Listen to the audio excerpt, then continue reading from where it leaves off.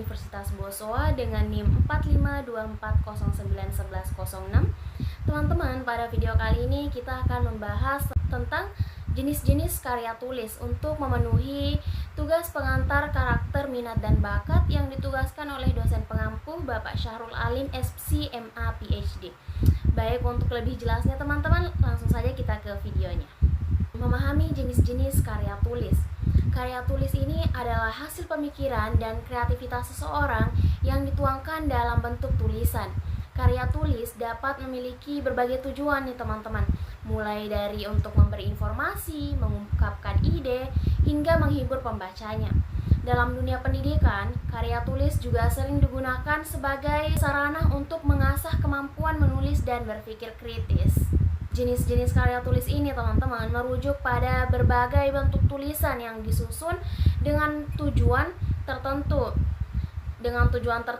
dan memiliki ciri khas masing-masing.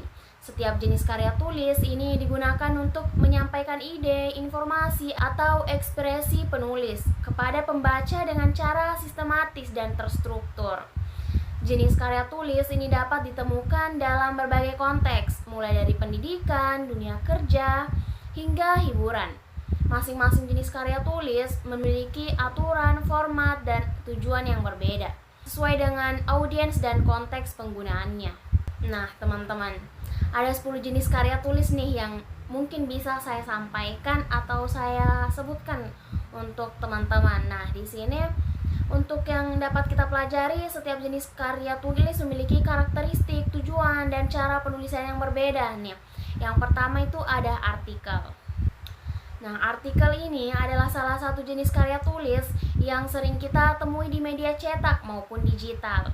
Artikel umumnya berisi informasi yang disusun secara sistematis dengan tujuan memberikan pengetahuan atau informasi terbaru kepada pembaca. Artikel ini dapat berupa opini atau hasil penelitian yang disajikan dengan cara yang mudah dipahami. Penulisan artikel memerlukan riset yang mendalam untuk memastikan keakuratan informasi yang disampaikan. Yang kedua, ada esai. Nah, esai adalah karya tulis yang berisi pemikiran, pendapat, atau analisis penulis mengenai suatu topik tertentu. Esai umumnya lebih bersifat pribadi dan bebas, namun tetap harus disusun secara logis dan terstruktur. Dalam esai ini teman-teman, penulisan dapat mengemukakan pandangan atau argumentasi berdasarkan fakta dan analisis yang mendalam. Esai bisa digunakan dalam berbagai bidang seperti akademik, sastra, atau bahkan opini publik. Nah, yang ketiga, laporan. Laporan ini teman-teman adalah jenis karya tulis yang biasanya disusun untuk mendokumentasikan hasil dari suatu kegiatan atau penelitian. Laporan memiliki struktur yang lebih formal dan sistematis. Dengan tujuan memberikan informasi yang lebih jelas dan terperinci, laporan ini juga teman-teman sering digunakan dalam dunia akademik maupun dunia kerja, seperti laporan penelitian, laporan kegiatan, atau laporan keuangan. Nah, laporan ini teman-teman harus disusun dengan mengikuti format yang telah ditentukan dan mencakup berbagai elemen penting seperti tujuan, metode, hasil, dan kesimpulan. Yang keempat teman-teman, ada karangan. Karangan adalah karya tulis yang lebih bebas dalam hal tema atau gaya penulisan. Karangan dapat berupa cerita pendek, cerpen, atau bahkan puisi. Jenis karya tulis ini lebih mengedepankan kreativitas penulis dalam mengembangkan ide dan imajinasinya. Karangan ini dapat digunakan sebagai sarana untuk mengekspresikan perasaan, menggambarkan suasana, atau bahkan menyampaikan pesan moral kepada pembaca. Nah, yang kelima teman-teman, karya ilmiah. Karya ilmiah adalah jenis karya tulis yang disusun dengan tujuan untuk mengungkapkan hasil penelitian ilmiah yang sistematis dan terstruktur. Karya ilmiah mencakup berbagai jenis tulisan seperti artikel, jurnal, makalah, atau tesis. Nah, penulisan karya ilmiah harus mengacu pada metode ilmiah, yakni penyusunan berdasarkan data yang valid, analisis yang objektif, dan kesimpulan yang dapat dipertanggungjawabkan. Nah, karya ilmiah ini sangat penting dalam dunia akademik karena menjadi sumber pengetahuan dan referensi. Nah, yang keenam teman-teman, ada proposal. Proposal ini adalah jenis karya tulis yang digunakan untuk mengajukan suatu rencana atau usulan kepada pihak lain.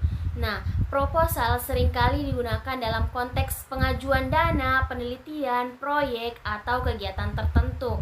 Nah, dalam proposal, penulisan harus dapat menjelaskan dengan jelas tujuannya, manfaatnya, anggaran, serta rencana pelaksanaan dengan rinci agar pihak lain yang diajak kerjasama dapat memahami dan menerima usulan tersebut. Nah, proposal ini memerlukan struktur yang sistematis dan persuasif untuk meyakinkan pembaca. Nah, yang ketujuh teman-teman, surat. Nah, surat ini teman-teman adalah karya tulis yang berfungsi untuk berkomunikasi secara tertulis dengan dua pihak. Surat bisa bersifat resmi maupun tidak resmi, tergantung pada tujuan dan hubungan antara pengirim dan penerima. Nah, surat resmi ini digunakan untuk keperluan formal seperti permohonan, surat pemberitahuan, atau surat tugas. Nah, sementara surat tidak formal digunakan untuk kepentingan pribadi seperti surat cinta atau surat persahabatan. Surat harus disusun dengan bahasa yang sesuai dan sopan. Nah, yang kedelapan teman-teman, tugas akademik. Nah, tugas akademik adalah karya tulis yang disusun oleh mahasiswa atau pelajar untuk memenuhi kewajiban dalam pendidikan. Tugas ini dapat berupa makalah, laporan penelitian, atau tugas lainnya dengan tujuan untuk mengembangkan pemahaman terhadap materi pembelajaran. Tugas akademik biasanya memiliki format tertentu dan harus mencantumkan sumber referensi yang valid. Nah, penulisan tugas akademik mengutamakan kejelasan, keteraturan, dan kebenaran informasi yang disampaikan. Nah, yang kesembilan teman-teman, cerpen atau cerita pendek. Cerpen ini adalah jenis karya tulis yang berbentuk cerita dengan durasi atau panjang yang relatif pendek. Cerpen biasanya berfokus pada suatu peristiwa atau tema tertentu yang dapat mengungkapkan sebuah pesan atau moral. Penulisan cerpen menggunakan kreativitas dalam pengembangan alur cerita, karakter, dan setting.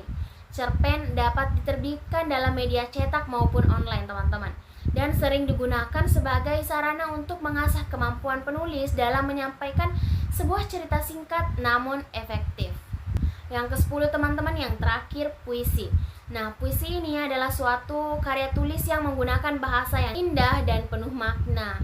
Nah, puisi ini biasa menggunakan berbagai macam tema, mulai dari cinta, alam, hingga kritik sosial. Dalam penulisan puisi teman-teman, lebih mengedepankan ekspresi emosional dan keindahan bahasa. Meskipun puisi juga dapat disusun dengan tujuan untuk menyampaikan pesan tertentu kepada pembaca. Meskipun begitu teman-teman, puisi juga dapat disusun dengan tujuan tertentu untuk menyampaikan pesan kepada pembaca. Nah teman-teman, dengan memahami berbagai jenis karya tulis ini, kita dapat lebih mengapresiasi ragam tulisan yang ada di sekitar kita. Setiap jenis karya tulis memiliki karakteristik dan tujuan yang berbeda. Namun, semuanya merupakan bentuk ekspresi kreativitas manusia dalam menyampaikan ide, informasi, atau perasaan. Melalui karya tulis ini, teman-teman, kita dapat berkomunikasi secara lebih efektif dan mendalam. Nah, teman-teman, kan karya tulis itu adalah bentuk komunikasi tertulis yang digunakan untuk menyampaikan ide, gagasan, informasi, atau hasil penelitian nih. Nah, dalam kata lain, karya tulis adalah alat untuk berbagi. Kita menulis untuk menyampaikan sesuatu kepada orang lain. Atau juga hasil pemikiran. Karya tulis merupakan hasil dari proses pemikiran, menganalisis dan menyusun ide. Dokumentasi.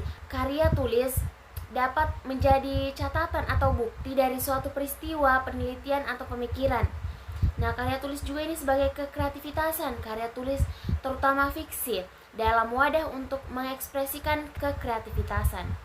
Secara umum teman-teman, tujuan karya tulis adalah memberikan informasi, menjelaskan suatu topik, atau menyampaikan fakta, memengaruhi pendapat, membujuk pembaca untuk berpikir dan bertindak sesuai dengan sudut pandang penulis. Jadi teman-teman, kesimpulannya, karya tulis adalah alat yang sangat fleksibel dan berguna. Kita dapat menggunakannya untuk berbagai tujuan, melalui dari tugas sekolah hingga karya sastra. Nah, teman-teman yang nonton di sini mungkin bisa menyalurkan ide-idenya melalui tulisan. Nah, baik, saya akhiri. Sekian dari saya. Lebih dan kurangnya mohon dimaafkan. Semoga informasi yang saya sampaikan dapat bermanfaat bagi kita semua. Saya akhiri dengan ucapan wabillahi taufiq wal hidayah. Wassalamualaikum warahmatullahi wabarakatuh.